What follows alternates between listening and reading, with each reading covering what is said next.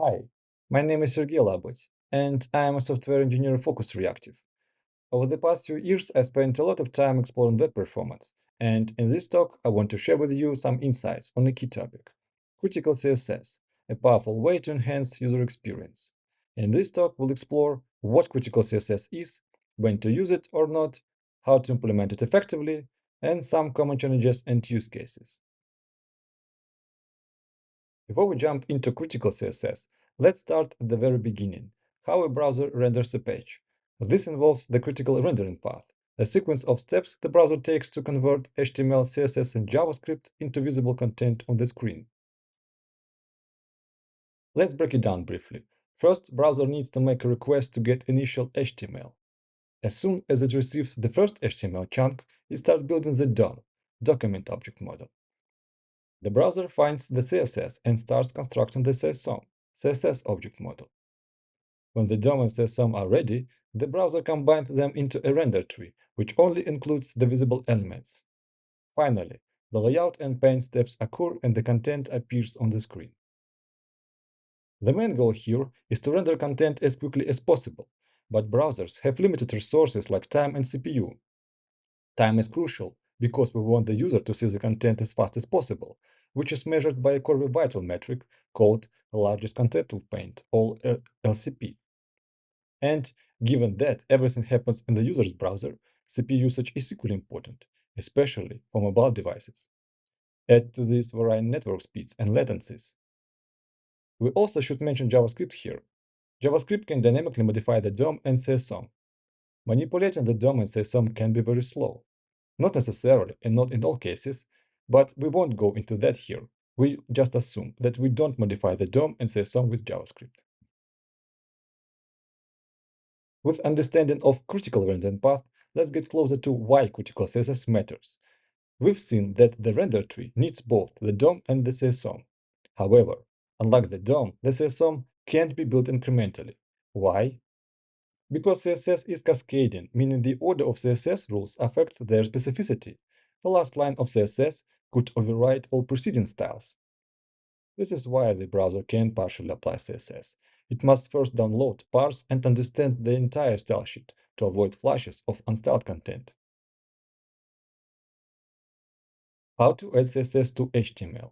There are two primary ways to add CSS to your HTML: inline styles using style tags or external style sheets using link tags. Each has its trade-offs. When you use an external style sheet via link tag, the browser must make an additional request to fetch it. This is often beneficial if you have a large amount of HTML and CSS, because the browser can load them in parallel. While the CSS is being fetched, the browser can keep building the DOM incrementally. However, there is a catch. CSS is render blocked. The browser needs to wait for the style sheet to finish loading before it can construct the render tree and display the page. If your style sheet is large, this delay becomes noticeable. The image shows that HTML blue and CSS purple are loaded in parallel, but the CSS is blocking render. The rendering event, or the first contentful paint, or FCP, occurs immediately after the CSS has finished loading. First contentful paint is colored green and highlighted with red borders.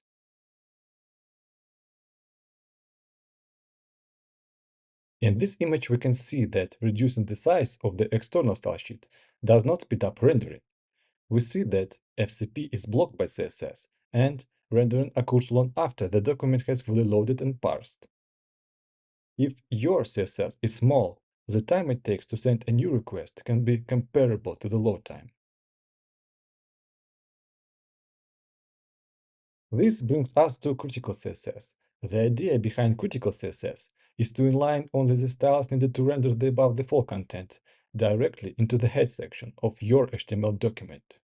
This avoids the need for an additional HTTP request and reduces the time to render the first meaningful content. But there is a trade-off too. If you inline too much CSS, you increase the size of your head section, which in turn delays the browser's ability to start building the render tree. The goal here is to find a spot where you inline just enough CSS to render the visible portion of the page quickly, while uploading less critical styles to external style sheets that can be loaded asynchronously. Here is an example of critical CSS. In this image, we see that rendering occurs while the HTML is loading, and the external style sheet is loaded in an unblocking manner.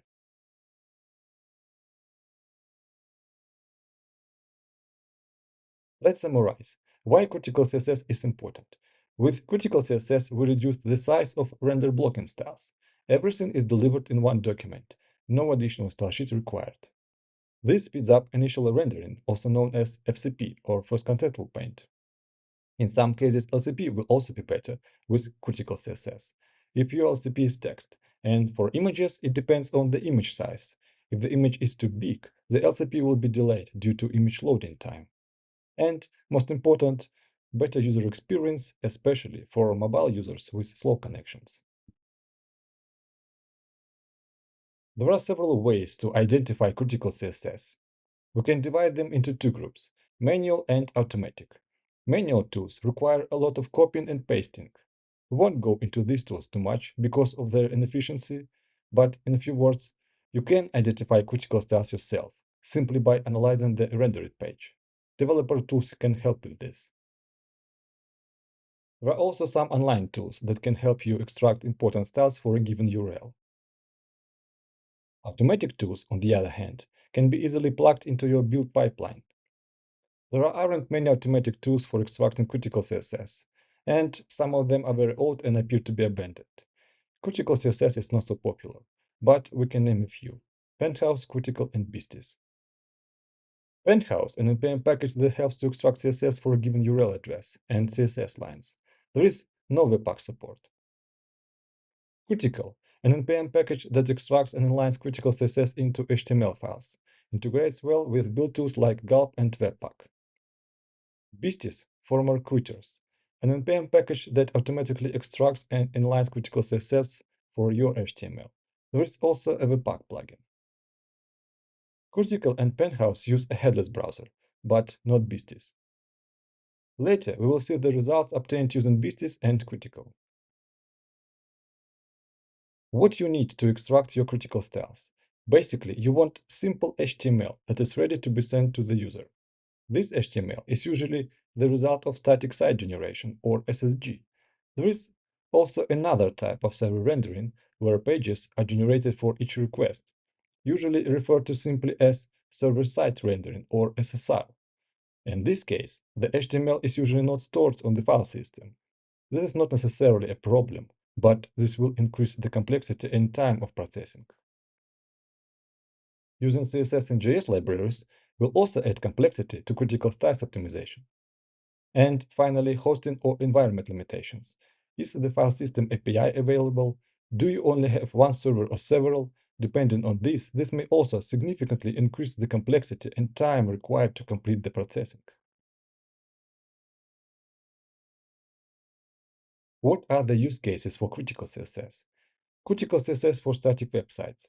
This is the best used option. Site with statically generated pages, more or less supported by all tools. There is one nuance with revalidation. Not all tools can be integrated into Webpack and support revalidation. Critical CSS for static website with CSS in JS. No tools have the full support of CSS in JS. We need to add some extra steps to optimize it. This depends on the tool we use, but usually it involves collecting the inline styles into a single external style sheet. Dynamic websites. By dynamic websites, we mean sites that generate pages for each user request or simply sites with SSR. It may be difficult to integrate critical CSS on this site. Moreover, after adding optimization, you can realize that this optimization slows down your site. The extraction of critical CSS takes some noticeable time and increases the load on your server. We also need a mechanism to apply critical styles at runtime or fall back to default styles for unoptimized pages. BISTIs or Critters, for example, is supported by Next.js as an experimental feature. How to check the effect of critical CSS. To understand how performance changed, we must measure before and after we apply critical CSS. What to measure? We expect better initial rendering, or FCP. In some cases, LCP may be better. Where to measure? The lighthouse in the Chrome browser is always at hand and is most famous. It also has a cloud version at page speed web dev, but sometimes the results can vary. Chrome Performance tab is better for testing. You can change network and CPU conditions, change viewport, etc. The results are more stable compared to the Lighthouse. Web page test org is another option. It has more detailed results, can be selected from several network options, screen and locations. One important note here, results should only be compared with results from the same tool. In this table, we can compare the results. We used two tools to extract critical CSS for the same page, Criticals and BISTIs. The page contains only external style sheets. The total size of the styles is about 240 kilobytes. In first column, we have auto inline. It is a feature that automatically inlines critical styles into head section. Both tools have this feature. Second column is processing time. It is the time it takes to process one page. We see a huge difference, 330 milliseconds versus 17 seconds. Third column is critical size. It is the size of the extracted critical styles. Both tools extract styles of the same size.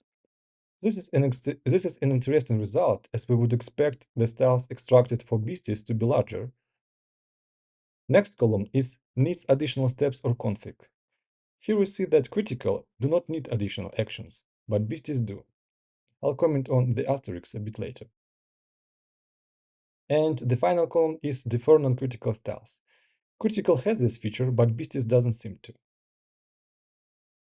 FCP and LCP correspond to the same element on this page, the text node. If all styles are loaded via external style sheet, then the initial time is about 2 seconds. If all styles are inlined in the head tag, the initial time will be roughly 1 second. The time after optimization is 820 milliseconds. Let's comment on asterisks. What additional steps or settings might be required for BISTIs? Potential issue with fonts. Font styles are not fully extracted and embedded. Therefore, this might cause an additional late LCP event when loading the full style sheet. Even though nothing has changed from the user's perspective, additional work will be required to correct this problem. Also, BISTIs don't seem to defer non-critical styles. This sounds like a problem, but we can solve it by adding some additional logic to modify the HTML. Also, it seems that if we combine both approaches, inline critical CSS and loading full styles as external style sheets will not block rendering. Instead, the first rendering will occur when external style sheets are loaded. So it shouldn't be that much of a problem anyway. Now that you see the timings, we can draw some conclusions. We compared two of the best working tools, and while BISTIs may require some extra handling for some edge cases, it makes up for it with better performance. This time for processing one page, you can calculate and find out how long it will take to process all of your pages. This time will be added to your build pipeline. If you have a validation or SSR, then this time is taken from your server time. This can interfere with the normal operation of the server, and instead of improving performance, you can get a deterioration in performance. Code example for critical. We simply specify the path of the HTML and all involved CSS files and the size of the viewport.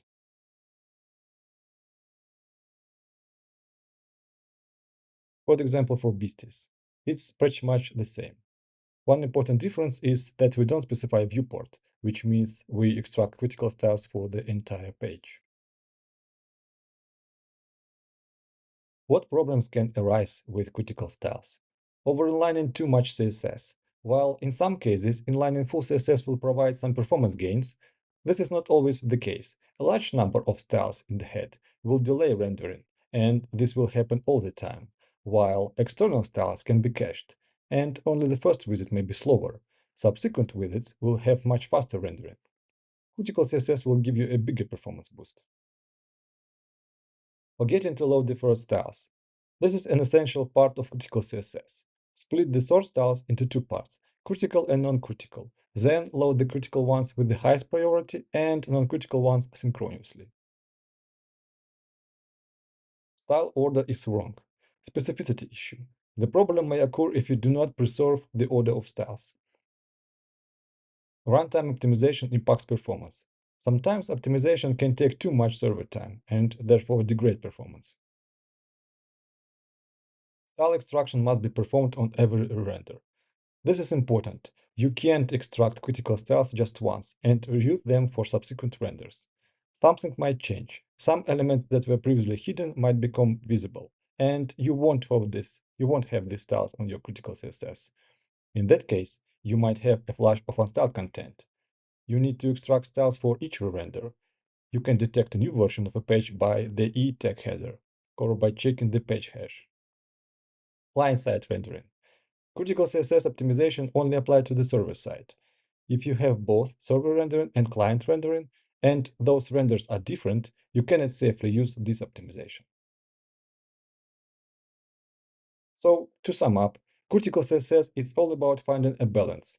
It's about understanding the critical rendering path, the role of CSS, and the trade-offs between inline and external styles. By inlining critical CSS, you can reduce rendering times and enhance the user experience, especially on slower networks or low-power devices. But critical CSS comes with a cost. While critical CSS is useful in almost all cases, it is not always easy to implement. Processing also takes time. Although it is possible to process pages at runtime, it is recommended to avoid this and perform most optimization at build time. Thank you for listening. I hope this gave you some insights on how browsers render pages, the role of CSS, and when to consider implementing critical CSS.